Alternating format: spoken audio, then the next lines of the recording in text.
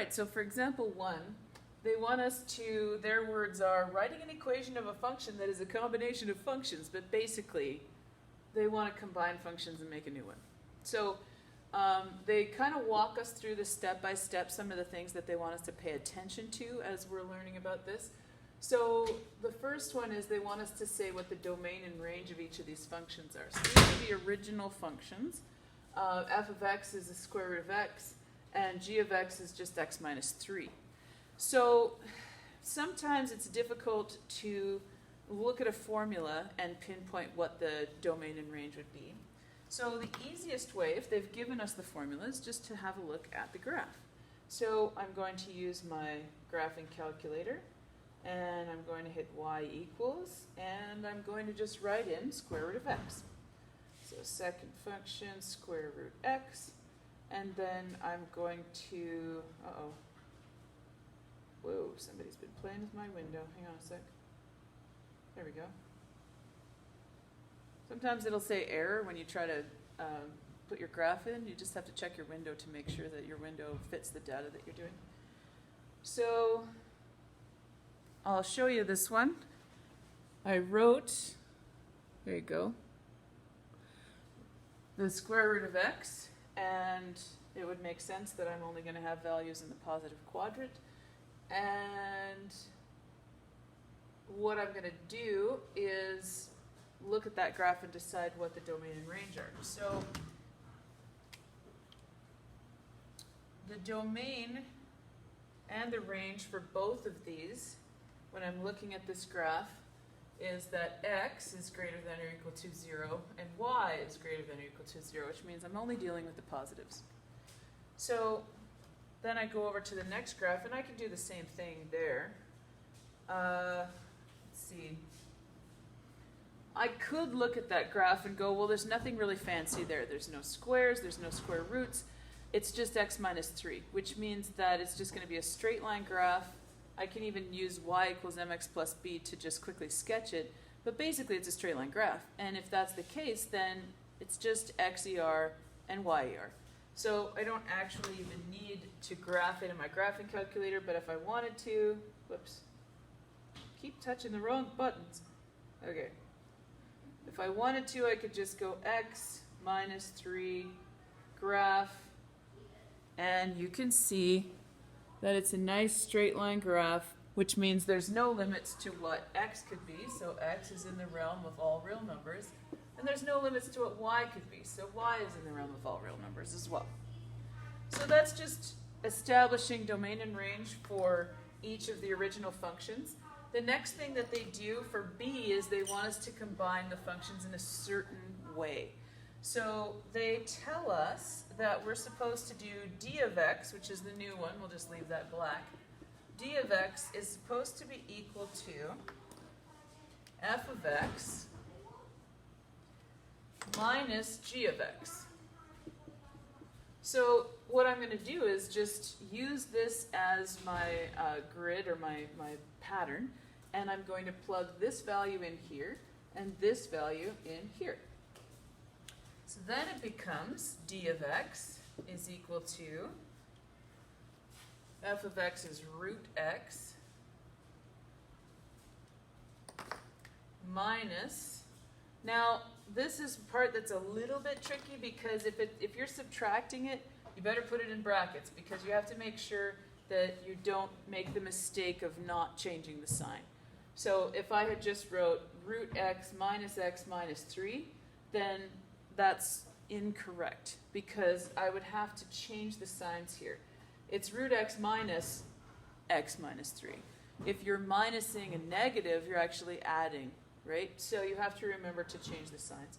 So we've got this all set up, and we're just going to write the final function. D of x is actually equal to the square root of x minus, and then we get rid of the brackets, so minus x minus a negative is plus 3. So that's going to be our final function. C wants us to say that, oh wait, first for B we have to determine the new domain and range. So This one's kind of like we could combine these because we have this root x, so we're going to have these stipulations, kind of ish. But then we have this minus x plus 3 to deal with as well. And there are no restrictions on there, but that might change this value. So then you get into like, oh, I don't know what's going to happen. So you take your calculator again and you go y equals, this is the easiest way. I'm just going to write that in. So second function square root of x, page over so it gets rid of the square root, minus x plus 3. I'm going to graph that.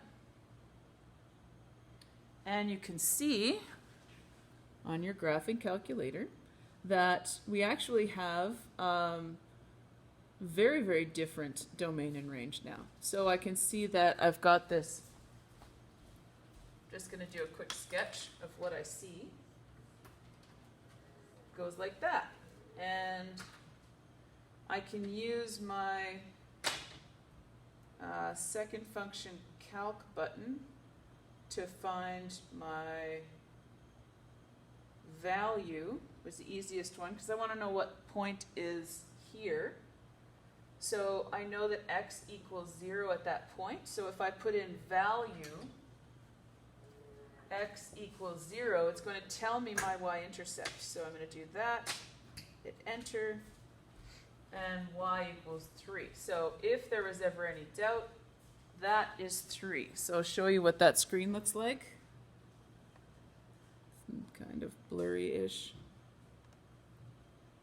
Don't know if it's going to get any better, but you get the idea. So I second function calc valued that, and then entered x equals 0.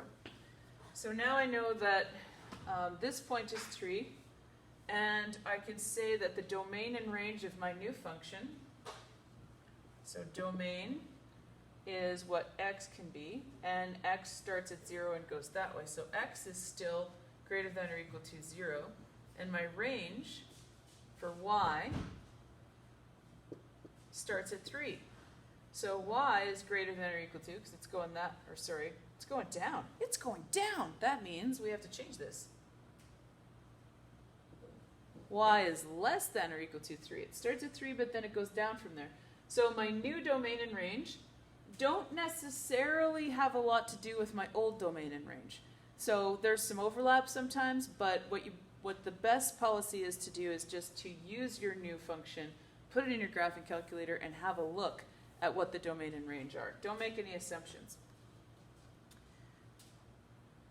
All right, so C, I'm just going to have to erase B here because I don't have enough room to rewrite the whole thing. So we're going to start again at C.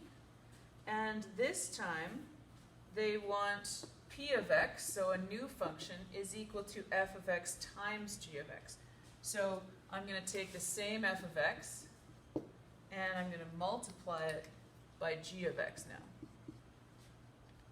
So I'm just going to go with my P of x equals root x times x minus 3. I suppose I should use those in black. Right, so I can just plug this into my graphing calculator basically this way, and it's going to get me the correct graph. However, your book is going to want you to actually do the algebra to simplify the equation. So we're going to need to multiply the square root of x by x and by negative 3. So that's going to end up getting us P of x equal to the square root of x times x is just, oh, well, that's no fun. They actually left it that way. Lots of times they'll make you multiply it through. Well, we could do it anyway. X times the square root of x minus 3 times the square root of x. So I can write it in that way, or in this equation, well, you could do that in your calculator. Put it in both ways. You'll see that the graph is the same. So when we do that, go to our y equals screen, type in square root x, oops, I almost did the bad thing. square root x, page over, like with this little button to get rid of the square root sign, and then multiply by bracket x minus 3 close bracket. Graph. We got a funky looking little thing. Looks like that.